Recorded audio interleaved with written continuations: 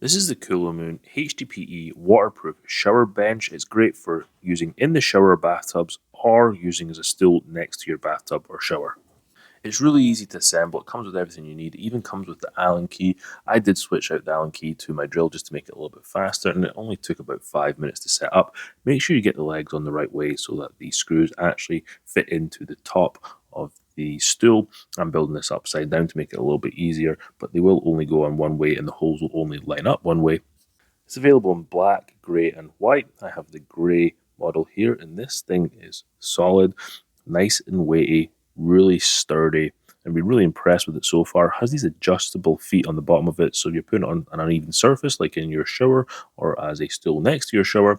You can always level it out perfectly so it's not wobbling. It has two handles, one on either side, and then it has these little hooks where you can put your shower head into and hold the shower head when you're using this in your shower. This is great for anyone who needs a little bit extra storage next to their bathtub or shower, or just have a stool in the shower. Really nice to have. If you're looking for a heavy duty stool that you can use in your shower or next to your bathtub for storage, I'd highly recommend you get one of these waterproof Kulamoon shower benches.